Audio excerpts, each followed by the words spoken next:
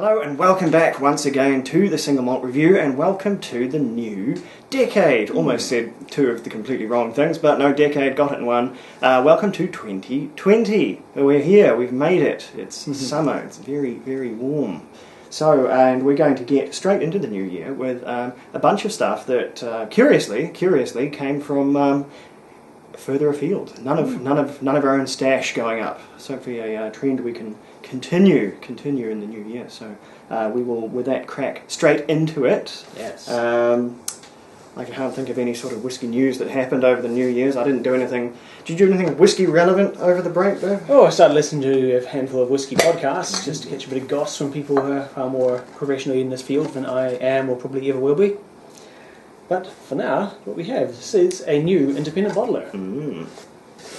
So the Infrequent Flyers That was a series. disappointing reveal, wasn't it? This one is not one of mine. This one's passed to me by the tremendous folks at Whiskey Galore after a tasting nice. on said range of bottling, where I was able to get a look at the full sort of spread. And yes, this is Infrequent Flyers, and it is by the Alastair Walker Whiskey Company. And Alastair was he's a fairly known name about the whiskey world. He was previously of the Benriach Distilling Company, so that's sort of Billy Walker Distilling, and they, by the end of the whole thing, started out with Benriach only, hence the name.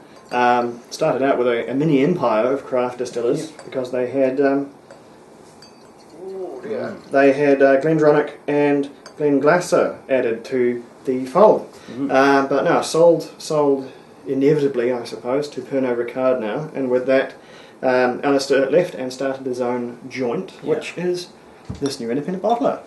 So what we have here is a 16-year-old spirit from the Isle of Orkney from an undisclosed distiller, although the Orkney label makes it quite a narrow selection. Yes, Well, it could be. a narrow selection of two, and my metric is always, well, Scapa was never been particularly protective of the name, so unless there's some sort of interesting technicality cropping up here, this is probably near as damn it going to be Highland Park, isn't it? So we will go with that one. It is from a hogshead. It does not specify, oddly enough, the wood involved, so we'll just have to make that deduction ourselves. But at 16 years old and cask strength, that's quite a pale colour. It's a bright sort of a white wine hue, so much lighter than I expect from a sherry cask. I think sherry or bourbon, we're going with second fill onwards with this one. Either way, no, it's not going to tell me. But it is one of 337 bottles, so that checks out for a hoggy. And it is cask strength 54.9. That's generous retention for 16 years. Pretty good. It's It's doing pretty okay. good. Pretty good to average, I'd say. So, what are we dealing with, I wonder? Yes. Ooh. That's an energetic nose to it. I'm getting lots of tropical flowers, orchids and such. Pineapple. It is a little bit of a sea breeze. It's There's pretty a hint fruity, of a prickle of brine there, just gently. It is quite tropical. I must say, our notes here will be tempered by the fact that it is a very hot day where we are right now. I mean, it's nothing compared to what our compatriots are dealing with over in Australia currently, of course. No, indeed. I hope they're all doing well when this is coming out. Not running around trying to put out the koalas or whatever. But yeah, it is a real cask strength day over here, and it is not helping this whiskey. It is real fumy kind of thing. It is erupting going into on. just vapours. So that may be all we can drill out from this one at full strength. But shall we do the unmodified sip just always. to see what goes on?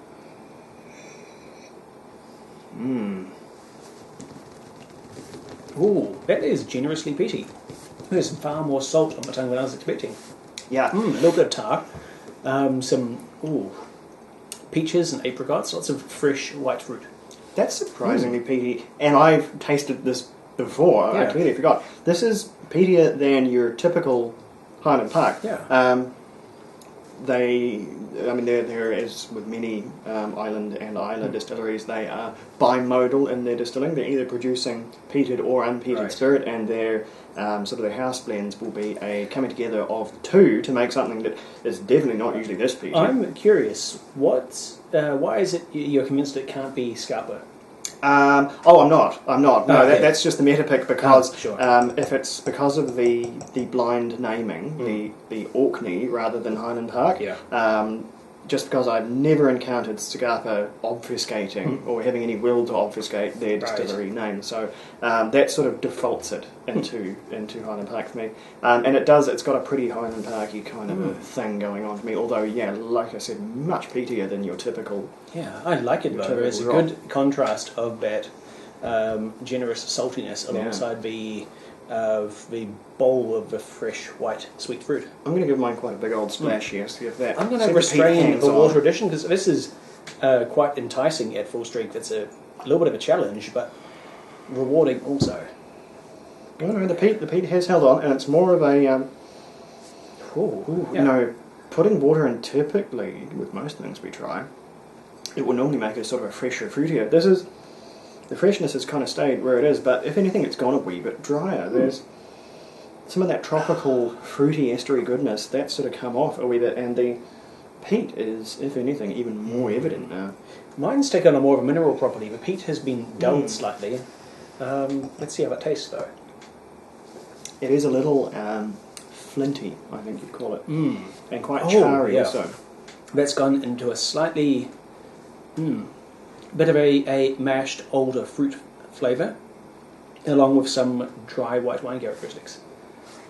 Yeah, and there's still a bit of that fruit, but it's been tempered, sort of left to brown in the sun slightly.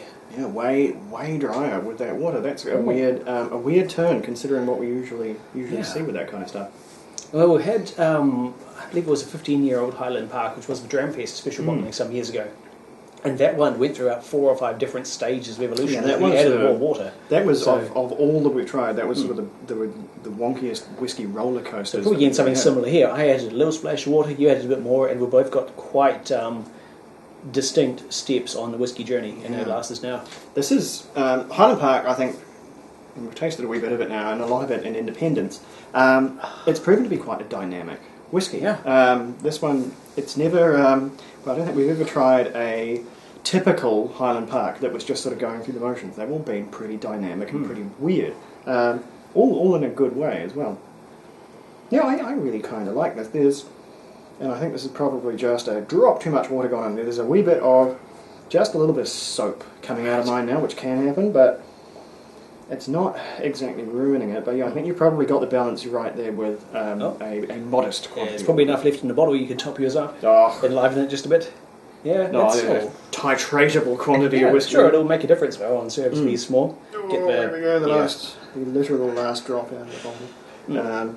Right, I think I can feel a score manifesting for this one now. Yeah, I'm very unsure. We'll have to get back into scores mode for the New Year's. We'll be doing nothing but blind tasting for an entire month and not scoring, and so now that part of my brain is just vestigiated in the back there, and I want to say things like, I'll bet this is something that's wrong.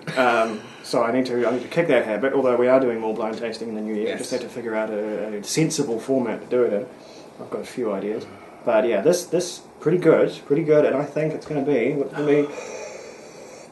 I'm feeling an 87 coming out of this one. It's a good stout. We're going with Highland Park, fairly short Highland Park. Good example of it, but far from typical. It's especially how it behaves with water. It is pretty lively, pretty dynamic, and will do quite a good sort of a switcheroo. Whichever way you want to drink it. What are you coming around on for that one? I'm thinking our 5th year of doing this show is off to a really strong start. What we've got here is a whiskey which is engaging, accessible, but endlessly layered and deep. It's got a lot of flavours going on, but they all work together very well. It delivers surprises, it delivers a bit of comfortable familiarity, and it's an 89 pointer for me. Ooh, yeah, okay. Nice stuff. And good stuff from Infrequent Flyers as well. I think this one... No, I shouldn't think too far down there. I was about to say, God, Infrequent Flyers, Highland Park's a bit of an anathema for their mantra, which is the whiskies you don't typically see. You see nothing but Highland Park on the shelves. Maybe it is Scarpa. Who knows? Who knows? No way to tell without actually doing proper research, which I'm not going to do. We're going to move on and do another whiskey, because that's what we do here at the Single Malt Review. So with that, we will pack this one up and get something rick-roaring out of the almost said something else. Out of the selection there, I'm doing my customary glance off camera, and now we've got the double table going on. It's just, it's that much closer. Look, it's dangerously close. It's right there. So, we will bid you a very happy New Year, or Hogmanay, or any of the other dietary requirement versions provided at the New Year's buffet. There just seems to be more and more. I hear the Chinese is exceptional, although you have to wait. Is it a bit later for that one? Yeah, it's Lunar New Year. Lunar New Year, a bit later on. So there you go. Soon. There you go. All right. So ends my bizarre New Year's buffet food analogy. But anyway, we'll take what we get here at the Second Malt Review. Starjack, we will be right back with another banger, I'm sure.